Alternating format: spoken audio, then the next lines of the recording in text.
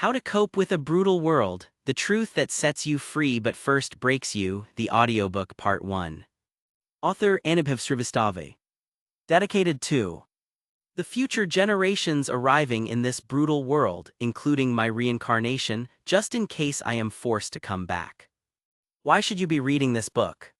What disturbs and depresses young people is the hunt for happiness on the firm assumption that it must be met within life. From this arises constantly diluted hope and so also dissatisfaction. The life of every individual viewed as a whole and in general, and when only its most significant features are emphasized, is really a tragedy, but gone through in detail it has the character of a comedy. Arthur Schopenhauer, my buddy Scop. The societal rat race is the single biggest cause of anxiety and sadness in our lives. Societal training, right from your childhood, gives you tremendous ambition but no reliable way to fulfill that ambition. It gives you tremendous desire but no way to truly satiate that desire. It gives you tremendous thirst, but it gives you barely any water to fulfill that thirst. And for the rare few that do actually happen to achieve it, ask them if they are genuinely happy or at peace in the long term. The one who loses is also unhappy and the one who wins is also unhappy. On top of that, much of what you are taught about it is plain wrong, and this sets people out on the wrong path from the very beginning. In fact, I am convinced the biggest danger to society is not some weapon.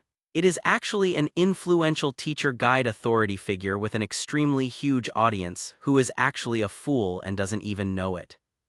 He or she can lead people down a wrong path that they can't recover from for years, and sometimes a lifetime. Unfortunately, I believe this world has countless such so-called teachers and authority figures, and I have personally been misled by many such figures. You will be introduced to some of them later on in this book, Winking Face. Unlearning their nonsense was the point of the first book I wrote, Unlearn, a practical guide to business and life.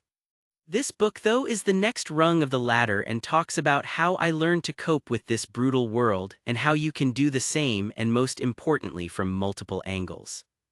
Because life is not one-dimensional, life is multidimensional. You can't just choose to breathe and think it is enough to survive life. You need to eat, drink, and get appropriate shelter and heat and so on, because if you mess up even in one area, you are dead. That's the objective of the book, to help you with multidimensional understanding of how things work that I believe is absolutely crucial to survive this brutal world. Why even geniuses should be reading this book. There is an anecdote involving Isaac Newton and his dogs. Its authenticity isn't verified, but it makes a point nonetheless. So the story goes like this: Newton had two dogs. One was a big dog and the other was a smaller dog. But the dogs always kept creating issues because they wanted to go outside and play, and so Newton had to get up and let them out when they wanted to go out, or let them in when they wanted to come in. So he thought of a solution and called the carpenter. He told the carpenter, "I want you to make 2 holes in the door, make a smaller one for the smaller dog and make a larger one for the larger dog." The carpenter thought for a moment and then responded by saying, "But won't the smaller dog also be able to go through the larger hole?" At that time, Newton realized his error and was surprised that even a scientist like him couldn't think of a simple solution. So why should even the super smart should be reading this book? Because sometimes you may know the secrets of the universe, but you may lack the common sense to be able to survive in the world. A disclaimer, first things first. The brutal truth is that you need at least some luck and hope that luck stays with you throughout your life. The positive thinkers will say luck doesn't matter, but it's because they are either deluded or in denial. You don't choose what family you are born in, which era you are born in, which macroeconomic environment you grow up in, your mental aptitude, your special talents, which random situations that come to you that alter the trajectory of your life, etc.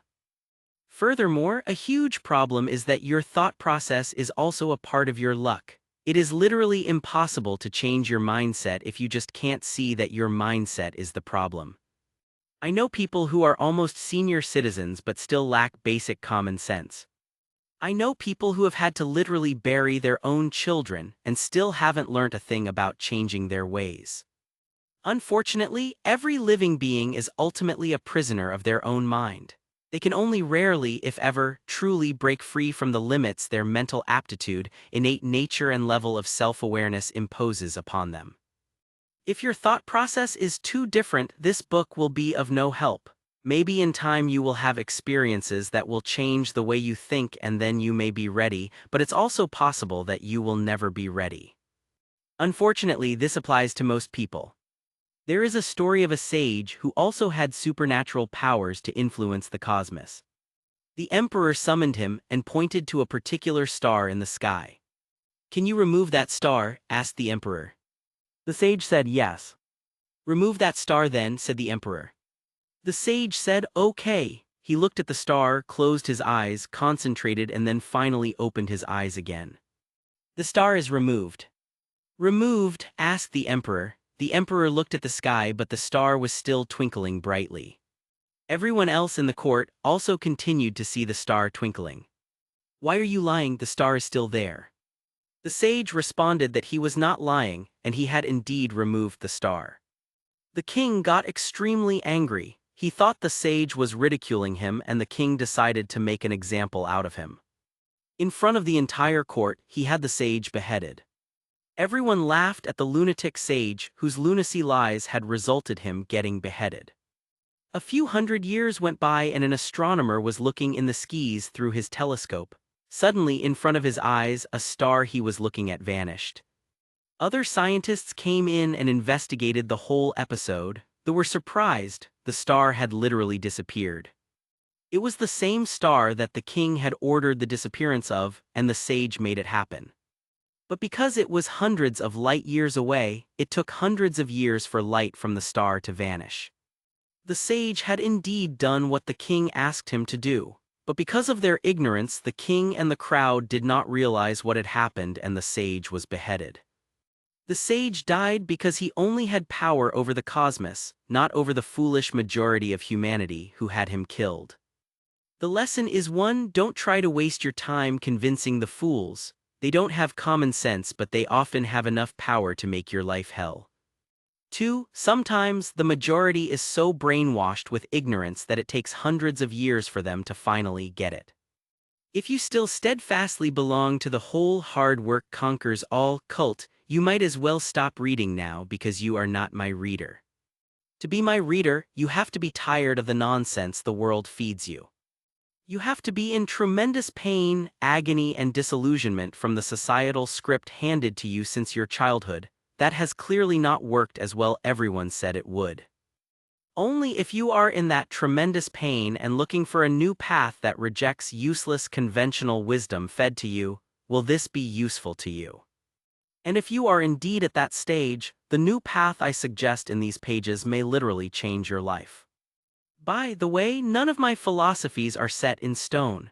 They are only good for you as long as they give you a peaceful life. If you see consistent evidence to the contrary, you are absolutely free to reject them and believe something else. Imagine you are in a desert. You may see a lake in the horizon, and upon reaching it you may realize it is just a mirage. Do not steadfastly stick to the belief that it is a lake. Recognize it as a mirage and move on, and warn others if you can. Life beliefs are no different. Do not stick to them if they are no longer working for you. Chanakya, the ancient Indian statesman philosopher, said an interesting thing. He said, "Influence the greedy by money, the arrogant by submissiveness, the fool by preaching, and the learned by telling him the reality." If you are still choosing to read, it means you are learned or open to the truth, so I am going to tell you the reality. Or at least the version of reality that has worked for me.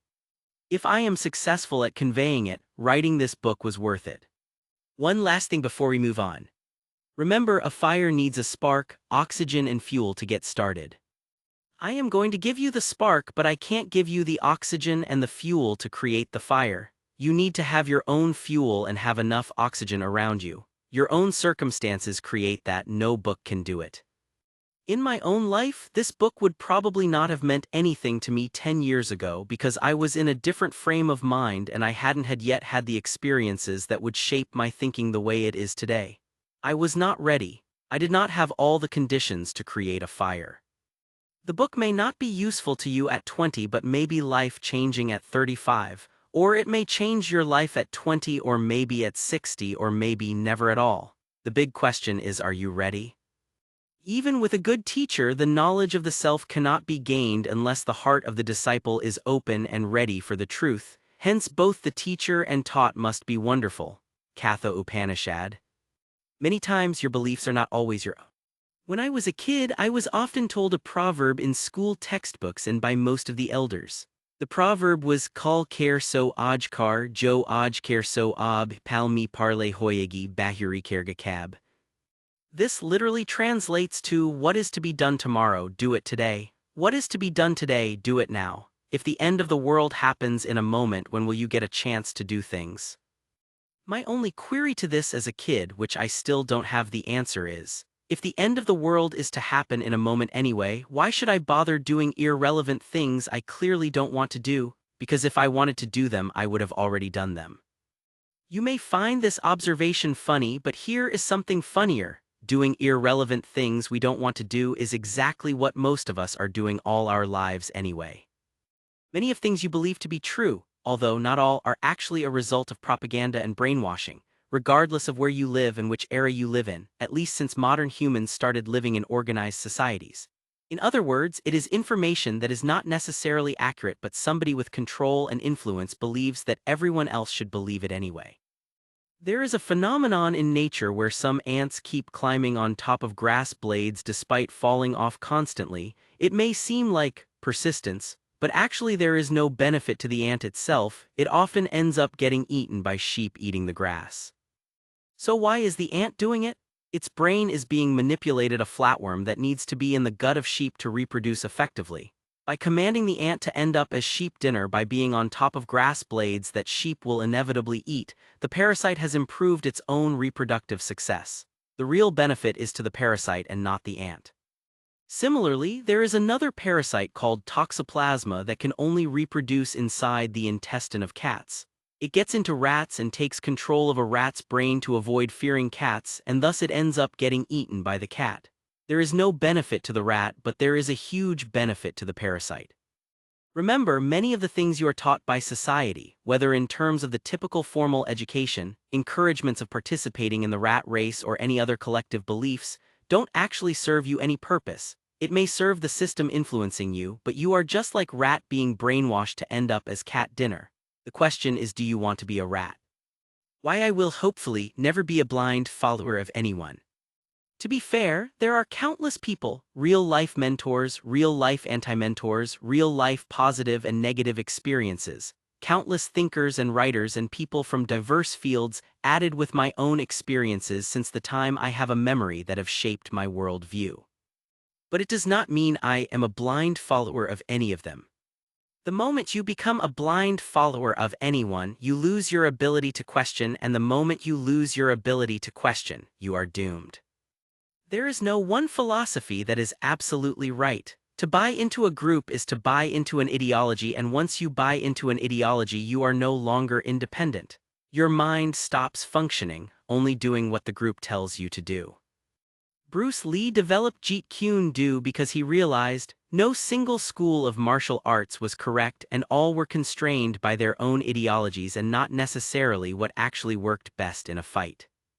Similarly, life is also a daily fight, and if you close yourself to ideas that are actually useful and keep using what doesn't work just because a group says that is the right thing to do, you will often end up doing more harm than good. Once, under the compulsion of a particular situation, I ended up in a cult gathering, even though I didn't want to be there. There were two people on stage. One was a priest and the other was a possessed individual. The priest was asking the spirit to leave the possessed guy, but the spirit was being a stubborn guest and refusing to leave the gentleman. Eventually, all of this was too much for me and I left the room after making up an excuse. An hour later, the same possessed man was just gossiping with a friend and happily drinking tea. I thought to myself, how can a spirit give you a tea break? Then I realized maybe the spirit itself needed a bathroom break. This isn't the humorous bit though. The truly funny part is everyone in that gathering truly believed this spectacle. In a meticulously designed experiment, researchers explored how individuals react to a potential hazard when influenced by the behavior of a group. The setup involved filling a room with smoke, not enough to cause harm but certainly enough to cause concern. The twist: out of 10 people in the room, 9 were actors briefed to act as if nothing were wrong, and only 1 was an actual test subject whose response was being observed. As the room gradually filled with smoke, these actors did not respond. They remained seated and continued working on their questionnaires, acting as it was normal and routine to have smoke fill up your room. The real participants' reactions were the focal point. When surrounded by the seemingly unconcerned actors, they remarkably often mimicked this behavior, ignoring the instinct to evacuate or report the danger, even though it could have been a fire. This observation was different when the real participants found themselves alone in the smoky room. Isolated, without any group influence, they quickly took decisive actions, either leaving the room immediately or seeking help. Clearly, blindly following a group can lead you to some very terrible decisions. There are benefits to groups, but they should not be constrained by narrow ideologies and should not be corrupted. I really don't know if it's possible, though. I am not saying I will never officially join a group in the future, but the circumstances have to be exceptional. This is again a good time to remind you: do not treat anything as dogma. Accept what works for you and reject what does, or at least adapt it to a way that works for you. Blind belief in authority is the greatest enemy of truth. Albert Einstein. Your first duty is towards yourself. Your first duty, obligation, and responsibility is towards yourself. Don't be misled by those who say your first duty is to your family or to community or even to the land you were born in. Yes, you may care about them, but your first duty is to yourself. You can't help anyone if you yourself are miserable. A starving and sick person cannot help anyone else. It also means at times you may need to be a little ruthless. That doesn't mean you are a bad person, that just means you wish to survive, and there is nothing wrong with trying to survive or wishing a peaceful life for yourself. Let me share a personal dietary example. Let's not analyze this from an activist or ethical point of view, but rather purely from the perspective of the point I am making. These days, I generally eat more vegetarian food, however I won't classify myself as a vegetarian. If I am faced with a situation where clearly the vegetarian food is fat-laden and unhealthy, and the non-vegetarian food is evidently the healthier and more palatable choice, I will eat the non-vegetarian food. I am not going to be held by ideologies if they are clearly not doing me any good at that time. I may or may not become fully vegetarian in the future, but whatever decision I make, it's going to be out personal choice in terms of what's best for me, not societal ideologies. I am not going to compromise on what I feel is a healthier choice for me for the sake of what society thinks I should be doing. My first duty is towards my own body because it is my body that is going to help me deal with all the external problems of the world. For example's sake, let's imagine if a lion refuses to hunt out of compassion, can it survive? It has to fulfill its needs, and for that it needs to hunt, but beyond that a lion may still have a gentle personality. If you refuse to kill a mosquito out of compassion, don't complain when you later get malaria. Only when you are responsible towards your own life can you think about your responsibilities towards the world. Some people will say humans aren't lions and other animals aren't mosquitoes. These people have missed the point entirely. I am not asking anyone to become vegetarian or vegan or non-vegetarian. This isn't about diet, this is about doing what is most appropriate for you in the long run, and that could be different things for different people. In a way, what I am proposing has some similarities with the 19th century philosopher Friedrich Nietzsche's concept of the Übermensch or overman. It's okay, you need not worry about the pronunciation, just worry about the concept, bro. The Übermensch is basically an individual who has rejected the common boundaries and norms of society to create his or her own personal set of values, morals, and meaning that work best for their life. Imagine a world where traditional structures and moral guides have collapsed. In such a world, the question arises: how do we define what is right, what is meaningful, or how to live? Nietzsche's answer was the Übermensch, an individual who, facing the vacuum left by the absence of these traditional guides, creates new values based on their own life's experience and insight. The Übermensch is someone who looks at the world and decides not to follow the well-trodden path but to forge their own. This isn't about rebelling for rebellion's sake but about a deep, thoughtful rejection of unexamined norms in favor of a life that works for you. By the way, don't use this concept to decide to break the law of your land.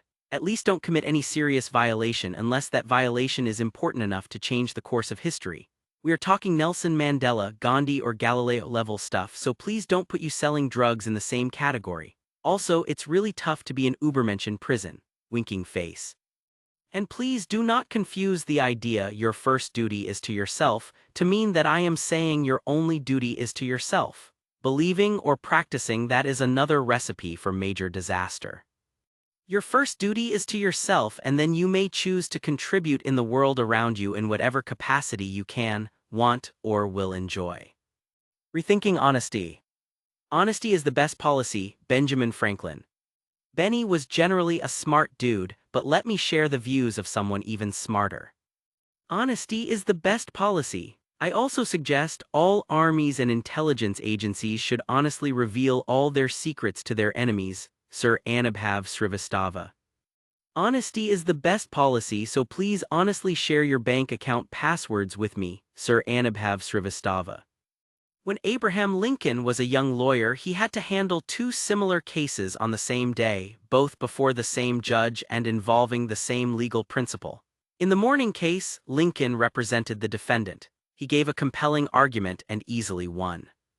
Interestingly, in the afternoon, he represented the plaintiff in a very similar case. This time he argued with the same passion but from the completely opposite standpoint. The judge, noticing the contradiction and somewhat entertained, asked Lincoln why his opinions had shifted since the morning.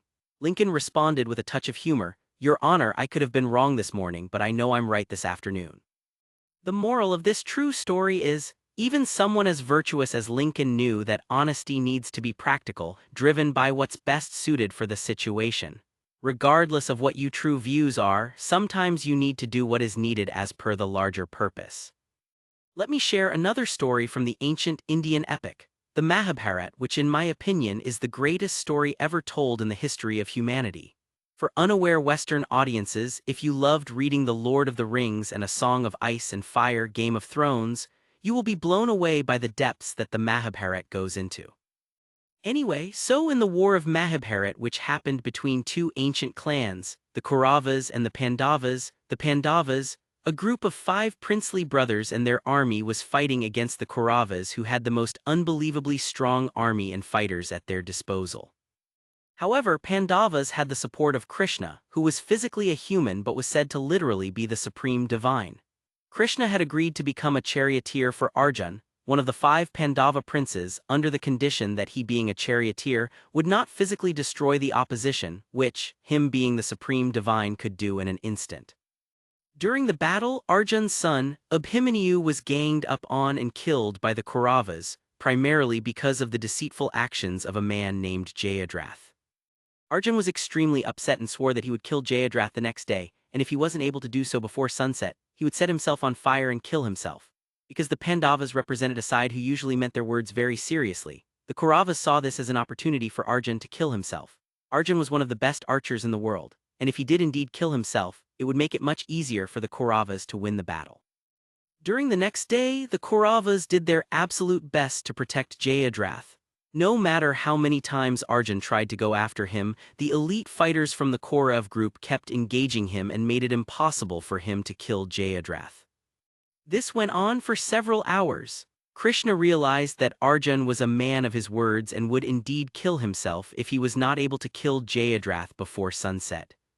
So he decided to counter deceit with deceit. Krishna used his divine powers to cause an unexpected solar eclipse.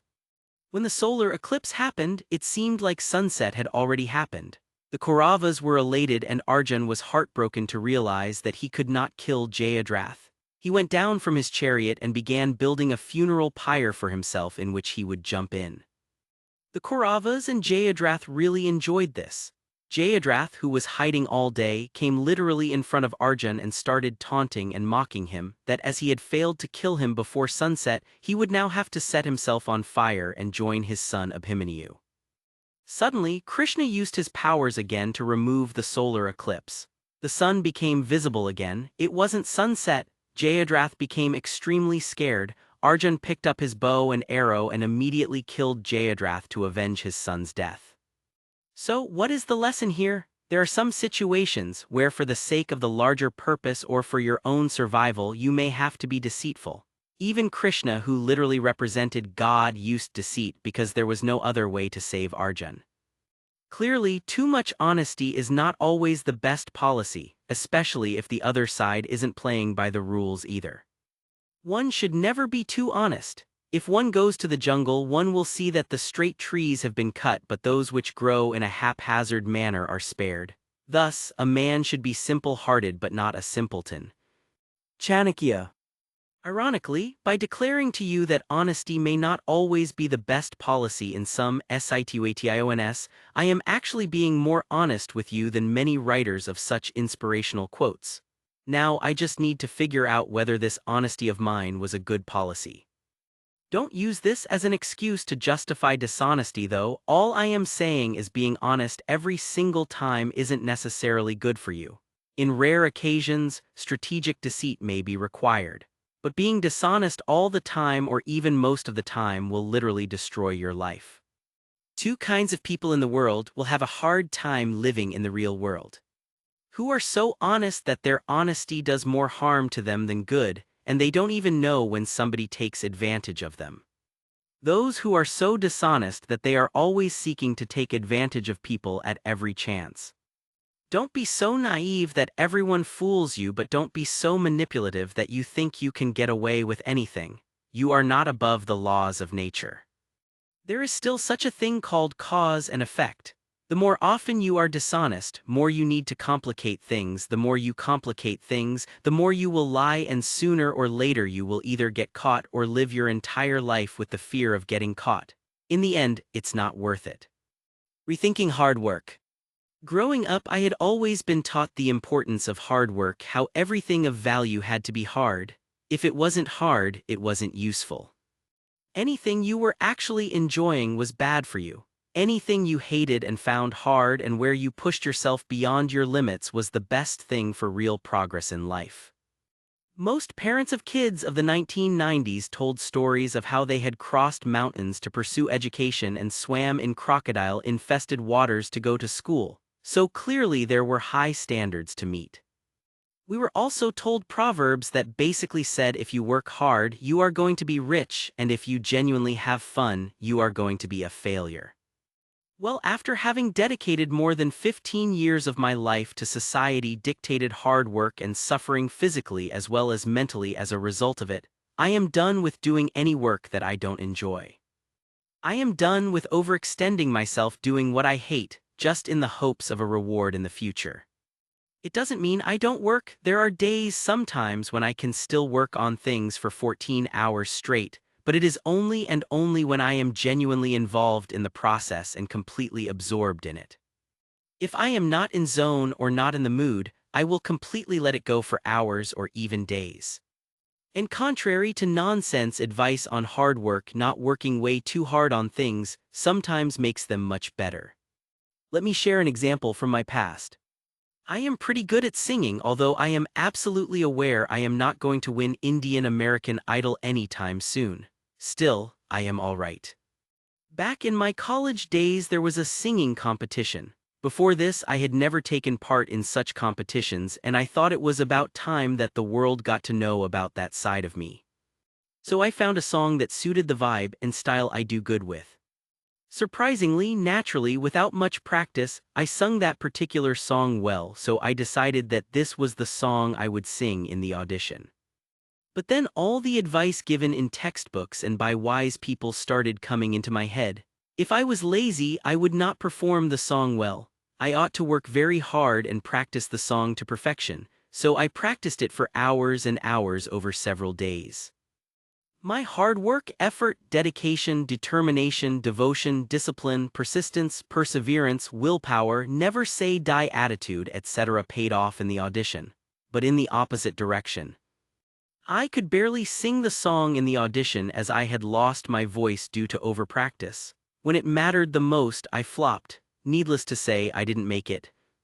Later, having realized this folly of mine, I avoided overpracticing during songs and did manage to rank pretty well in a couple of other college singing competitions. However, clearly this hard work-related brainwashing was still drilled deep into my mind, and so for 15 years I kept working super hard only to realize that everything good in my life felt like it came effortlessly, and whatever I worked super hard for only gave me pain, anxiety, and sadness, and even a feeling of helplessness. So, there is an optimum amount of hard work, different for each individual and different for each endeavor, beyond which not only do you not get any additional returns, you start doing more harm than good. The idiom, the harder you work, the luckier you get, is only true till that optimum point, not beyond it, and you have to discover that optimum point for yourself. Let's take a look at a couple of famous people in history whose hard work led to a mental breakdown. I am sure there are billions of nameless examples like that in the real world, but let's focus, for example's sake, on a couple of well-known names. Friedrich Nietzsche, the philosopher whose last name I learned to spell only after much effort, didn't gain much recognition during his lifetime.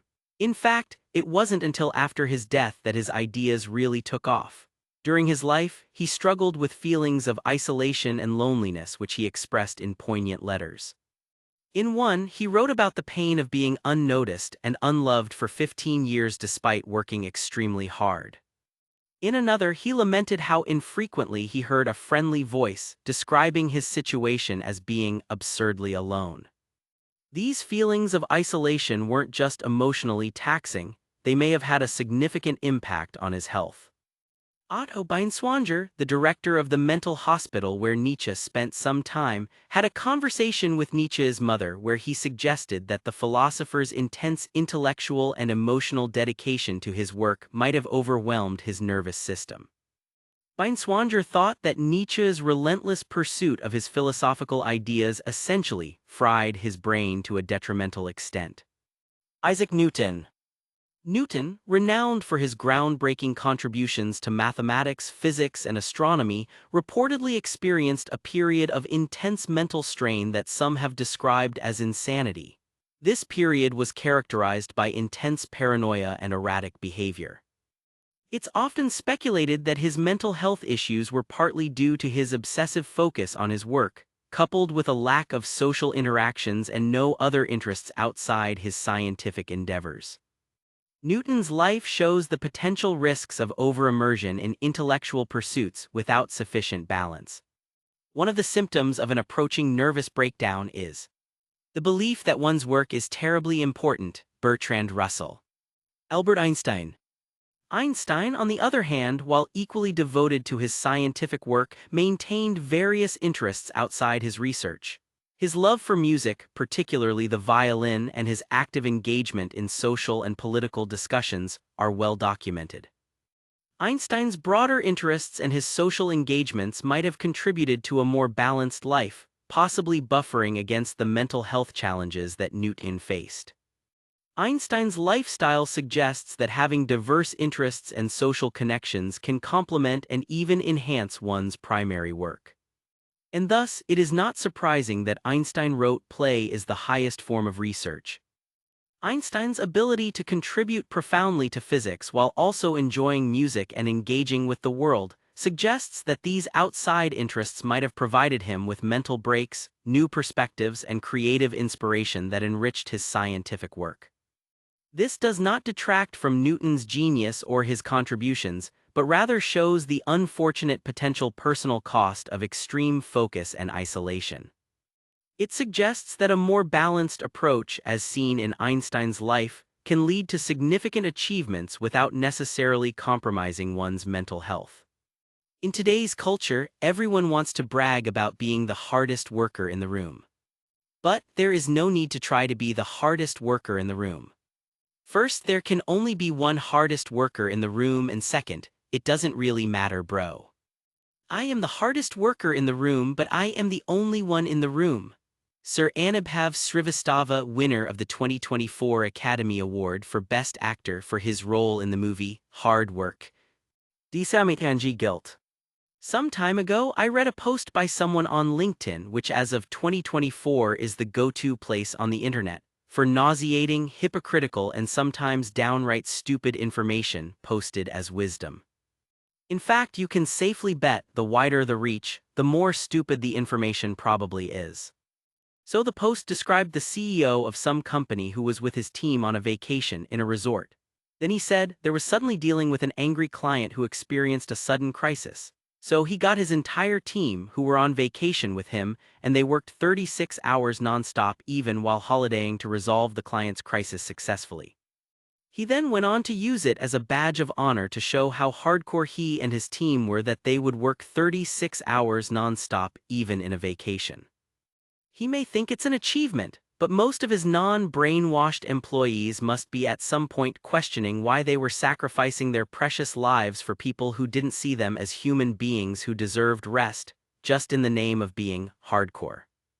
Well man, if you are so hardcore, a few of your staff members or maybe you yourself should have stayed in office to resolve such unexpected queries, or you should have made other provisions. You may fool yourself all you want. You haven't exactly proven to be a competent boss, but you have surely proven yourself to be a doormat in the eyes of your clients.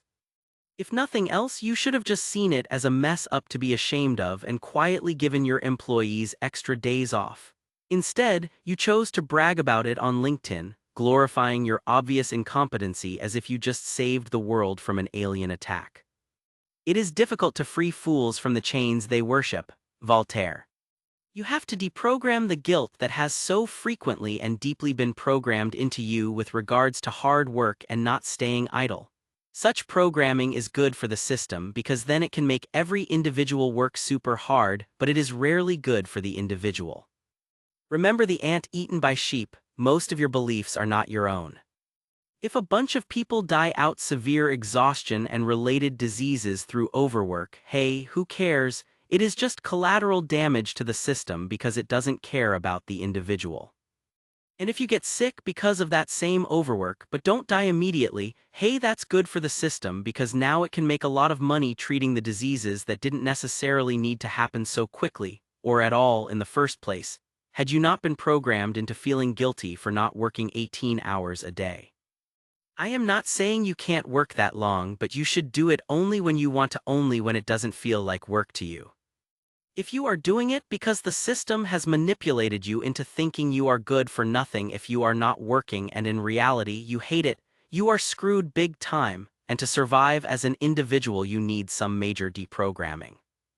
Another clarification: you may have to work harder when starting out, when you have energy or when you are starting a new enterprise, but it is only for two purposes. Either you enjoy what you do so much that it doesn't feel like work, or you are working to set up systems that will eventually help you work less hard. Remember, the only logical reason to work hard should be to build systems and processes that later help you work less hard.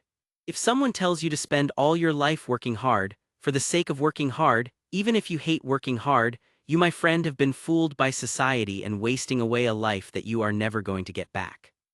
By the way, during this time, minimizing debt or other liabilities go a long way in achieving this. Choosing not to take on voluntary debt and controlling your expenses by moving to areas where expenses are less is under your control.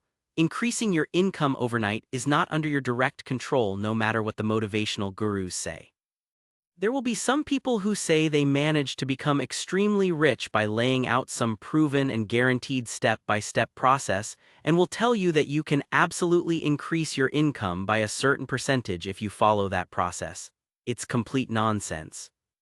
There is no guaranteed step-by-step process for uncertain things like real-world success. Everything is contingent on a variety of factors, and even if they are genuinely sincere, it is not necessary that what worked for them will work for you. By the way, don't get me wrong, I am not blindly supporting or berating any economic ideology, because, in the end, they are all ideologies that ultimately benefit the people controlling the system. What I am promoting is a thought process, not a rigid ideology that is best for you as the individual and also the environment around you. I am suggesting compassionate individualism, or in other words, the philosophy that your first responsibility is to yourself. But note, I didn't say your only responsibility is to yourself. Showing some compassion to the world around you, at least from time to time, isn't such a bad thing for society as a whole. The 5 modes you need to have a truly fulfilling life. Hard work is perfectly fine in bursts when the situation demands it.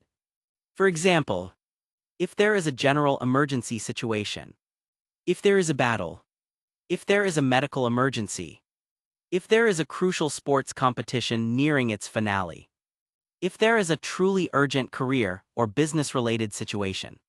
But constant long-term hustling will, sooner or later, do much more harm than good. Think about the natural courses of life. Are animals always working hard, or are they resting too? Is a lion always in attack mode? What happens if it will be? I will tell you what will happen. It will get exhausted and soon get killed by another animal. Every period of intense activity needs to be complemented with periods of doing something totally different. Similarly, our intellectual pursuits should be balanced with times of fun, worldly activity and just doing nothing, to keep you relatively sane. I myself have observed that any time I get overly focused on one area, I eventually start experiencing lots of mental unease. From experience, I have observed that there are 5 modes an average individual needs to have a fulfilling life. They are career mode, hobby mode, learning mode, fun mode, and do-nothing mode. Let's explore them. Career mode. Purpose, focusing on professional growth, achievements, and contributions to one's field. Benefit, provides a sense of accomplishment and financial stability. For me, the career mode is the business training, consulting, keynote speaking, or any other business activities. I will start to pursue a practical life where I can have a lifestyle I want for as long as possible, especially keeping in mind the rapidly changing world where nothing is certain. Hobby mode. Purpose, engaging in creative or other productive pursuits that genuinely fulfill you, mostly as a hobby. Benefit, fosters innovation, reduces stress, and enhances problem-solving skills. The books I write and other active hobbies I pursue fall into this category. For me, it is primarily for fulfillment and channeling energy which would otherwise lead to frustration or channeling into destructive pursuits. Learning mode. Purpose, continuous personal or professional development through new skills and knowledge. Benefit, keeps the mind active and adaptable, opening up new opportunities. I am constantly reading, learning from experiences, learning from others' experiences, and learning from life in general. If you are not learning, you really have nothing new to offer in the career and creative modes of your life. A caution though, don't rely on social media as a mode of learning. Most of the time, it's manipulated nonsense based on what is popular at the time, not what is necessarily good for you. Even learning how to cook or acquire any specific skill can be considered a part of learning mode. Once you have acquired the skill, if you are having fun doing it, it becomes a hobby. Fun mode. Purpose, prioritizing activities that bring nothing but pure fun in themselves. There is no means to the end. Benefit, improves mood, strengthens relationships, and prevents burnout. It could be vacations, watching Netflix, or just basically anything you to do to loaf around. There is no end goal for this except having fun. Although, ironically, sometimes the best ideas I get for books or in my training is through things that are clearly entertainment. Remember what Einstein said, play is the highest form of research. An additional note, you may engage in activities primarily for pleasure, as long as you don't indulge in those that cause pain later. Some examples: pain-causing activities to be avoided are consuming so much alcohol that you lose your senses the next day, indulging in narcotics, consuming excessive junk food, and so on. Why is this avoiding pleasure that leads to pain later so crucial? You will find out soon. Do-nothing mode. Purpose, allowing oneself time to rest, reflect, and not engage in any goal-directed activity. Benefit, essential for mental health, creativity, and overall well-being, helps in processing experiences and ideas. Believe it or not, you are not always meant to be doing something. Sometimes the best thing you need to do to recharge yourself is to do nothing, not even fun activities, not even reading or anything else. You just sit, close your eyes and do nothing, or you keep them open and do nothing. Doing nothing can be surprisingly tough, though, especially with all the social pressure around. A 2007 study showed that in the game of soccer, goalkeepers statistically might have a higher chance of stopping a penalty by standing still more often, but they frequently dive because of societal and psychological pressure to act, even when stillness could be more effective, and one cannot blame them. After all, picture this: the goalkeeper chooses to stand still, making no move as the ball is kicked into the top corner of the net. The backlash would be immediate and intense. Teammates might criticize their lack of effort, fans might shout insults, and the media could scrutinize every aspect of that decision. The goalkeeper might feel embarrassed, guilty, and under immense pressure to justify their inaction in the post-match interviews, even if standing still might have been the statistically smarter move. This scenario is an example of a common dilemma. We often feel compelled to act, to do something, even when doing nothing might actually be more rational or yield better results. There's a fear of being judged for inaction, a worry that it looks like we don't care or aren't trying hard enough. This pressure to always do something can make the option of doing nothing one of the hardest decisions to defend. If you choose to do nothing for a while, your mind will try to guilt-trip you that you are not being productive. Society will guilt-trip you that you are not being productive when you choose to have idle periods.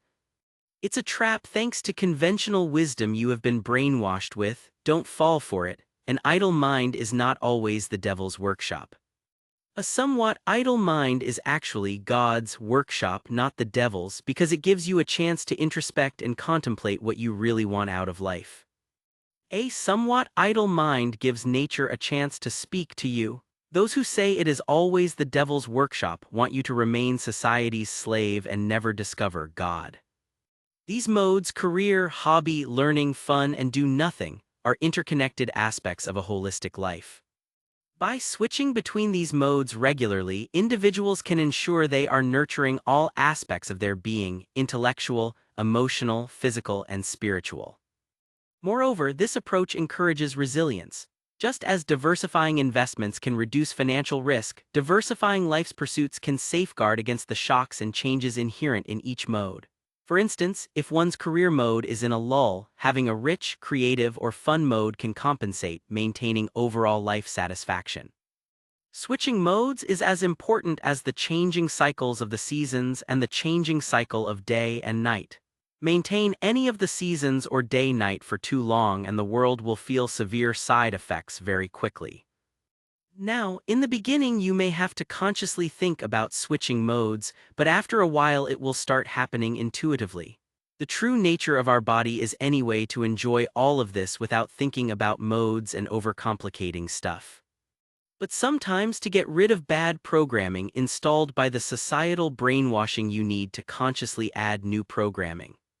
One final clarification: unlike seasons and the natural rhythm of day and night, these modes do not have to equally distributed every single day.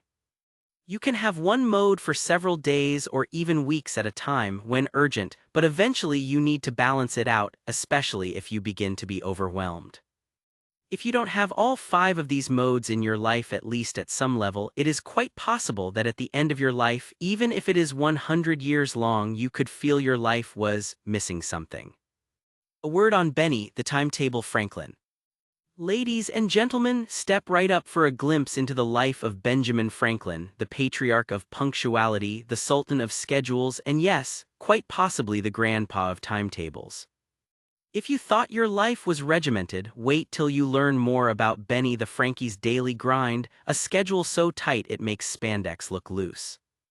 If there was ever a poster boy for over-planning, it has to be Franklin. The guy was the founding father of not only America but probably also the timetables we hated at school. His day began at the crack of dawn. While we're lost in dreams about not having to go to work, Benny was already up, asking himself, "What good shall I do this day?" Talk about pressure. Here I am just trying to decide if I have the energy to brush my teeth, and Franklin's already interrogating himself. Post his morning interrogation with himself, he'd sit down and pondering over the existential dread of uncompleted to-do lists. Then, as the sun set, Benny would question himself again, what good have I done today? It's like having a boss that lives inside your head, 24/7 performance reviews by your own conscience. He turned each day into a masterpiece of efficiency, a schedule so refined it makes our modern calendars look like the wild creations of procrastinators. He even meticulously scheduled his entertainment time as if he were planning a corporate merger. Here are some of Benny Boy's beautiful and profound guilt-provoking quotes. Be always ashamed to catch thyself idle. Dost thou love life? Then do not squander time, for that is the stuff life is made of. You may delay, but time will not. Lose no time, be always employed in something useful. If time be of all things most precious, wasting time must be the greatest prodigality, since lost time is never found again, and what we call time enough always proves little enough. Let us then be up and doing to a purpose. If you were a servant, would you not be ashamed that a good master should catch you idle? That's right, folks, feeling guilty about enjoying that second cup of coffee, Benny Boy Frankie's ghost is hovering over you. According to Benny, time is that friend who arrives at the party early and judges you for every minute you're late. Hats off to you, Benny. Thanks for setting your standards so high we need a telescope just to see them. Who needs spontaneity and leisure when you can conquer the world one ticked checkbox at a time? Here's a juicy tidbit, though, that might ruffle the feathers of every time management guru out there. Franklin's ground-shaking, earth-shattering inventions didn't really take off until he actually slowed down a bit. That's right, folks, all those life-altering inventions like the lightning rod, bifocals, and the Franklin stove, they didn't come from Benny frantically running around like a headless chicken. No, they came when he finally put his feet up and took a breather. And how did our venerable overachiever manage to find this mythical thing called free time? Well, it turns out he had to offload the daily grind of his businesses to someone else. Yep, the moment Benny handed over the keys to the print shop and said, "You deal with this, I'm off to play with electricity and bifocals," that's when the magic happened. Here is Benny in his own words while writing to a friend, "I am in a fair way of having no other tasks than such as I shall like to give myself, and of enjoying what I look upon as a great happiness, leisure to read, study, make experiments, and converse at large, on such points as may produce something for the common benefit of mankind, uninterrupted by the little cares and fatigues of business." Imagine that, Franklin, the poster boy for productivity, finding his eureka moments not in the daily hustle but in the sweet solitude of his own thoughts. Who knew that stepping back and letting someone else handle the nitty-gritty could lead to such brilliance? It's almost as if, and brace yourself for this wild idea, being perpetually busy isn't the key to genius. So, while we've all been sold this dream that to be like Franklin we need to micromanage every second of our waking lives, it turns out Benny himself needed to ditch his own rulebook to truly shine. Maybe there's a lesson in there for all of us. Maybe, just maybe, it's not about filling every moment with tasks but about finding the space between them to let our minds wander to the next big thing. Here is another reason to avoid being perpetually busy. The busier you are, the faster it will feel that time passed you by. I have certainly found it to be true in my case from the years 2011 to almost 2023. This was the time that I have worked my absolute hardest, only to realize that most of the things I worked super hard for didn't materialize in the way they wanted, and often the things I didn't focus on too much calmly on or not at all materialized as if they were magic. Yet it seems though that these 12 years passed by as if they were nothing. Now the opposite is true as well. If you have nothing to do, it will seem as if days go on for eternity, which is another dread in itself. So, as always, my solution for this would be the middle way, the path of moderation, where you work and relax appropriately throughout your life. Neither asceticism nor gluttony made the Buddha enlightened. What made him enlightened was the middle way or the path of moderation. Don't feel guilty of the days you waste on doing things you enjoy. Feel fearful of the decades you waste on doing the things you hate. If work is interpreted to be a definite performance in a specified time according to a rigid rule, Then I may be the laziest. Every effort under compulsion demands a sacrifice of life energy. I never paid such a price. On the contrary, I have thrived on my thoughts. Nikola Tesla. You cannot sustain what you don't enjoy. There is an old Indian proverb, often repeated by parents and teachers when they want to fool you, motivate you, into giving up your soul for some so-called glorious goal. The proverb in its original form sounds like this. By practicing extremely hard and being extremely dedicated, even the fool can become wise, just like a rope used to pull buckets of water can over time erode even the stone of the well. All good and well, but did anyone consider that in the process of eroding the stone, the rope itself is torn apart to shreds? This is what happens when you try to sustain for years and years doing what you hate. You may leave a mark but end up destroying yourself in the process. One of the main reasons people deal with guilt is because of their obsession with perfection. If they are on a diet and for some reason cheat on their diet, they feel so guilty and worthless they let go of the diet totally simply because they believe that as they were not perfect, all of their hard work is now pointless. If you have committed yourself to something after feeling guilty about past mistakes, for example related to your health, and for some reason you are not able to adhere to it perfectly, it's okay, as long as you are doing the best you can. Till now, I am in reasonably okay body shape precisely because I have allowed myself to be imperfect. When I was trying to be absolutely perfect, I used to work out religiously for a few weeks before I realized it was just not possible for me to cope with this kind of physical activity on a daily basis. Not only was I not getting time to do other important things, I was getting physically burnt out and developing nagging injuries. So I quit working out for some time, and in a few weeks my body returned to pre-workout days, making me feel depressed. This further fueled guilt and anger, and I quit totally. This obsession for the perfect body and adherence to schedules perfectly and becoming guilty when I could not follow it only backfired on me. I made a decision that I would exercise only twice a week if I had to, but I would not completely stop. I would also only work out to the point it was enjoyable and sustainable, not to the point that I began to hate it or led to injuries. I am not a natural exercise guy. I don't feel the same high that many people feel after exercise. Others who become super fit and stay that way in the long run is because they genuinely get a high out of it, one way or the other.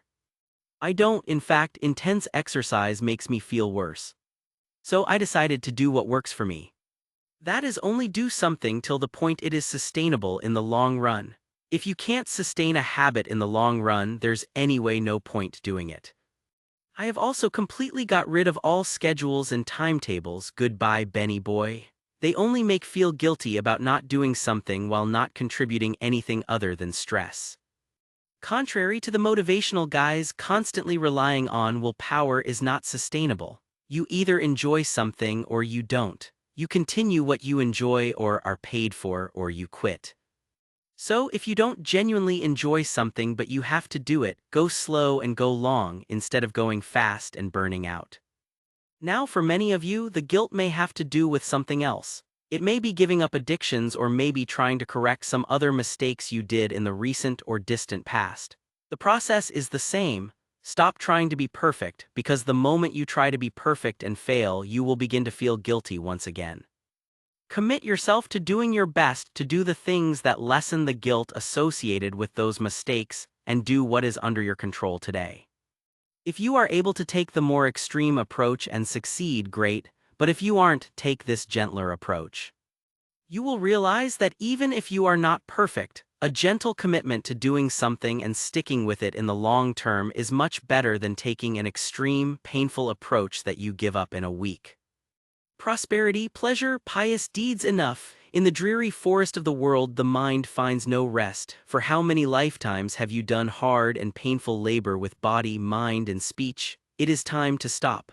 Ashtavakra Gita. End of part 1 of the audiobook. By Anubhav Srivastava. Anubhav Srivastava.com. Email anubhav101@gmail.com.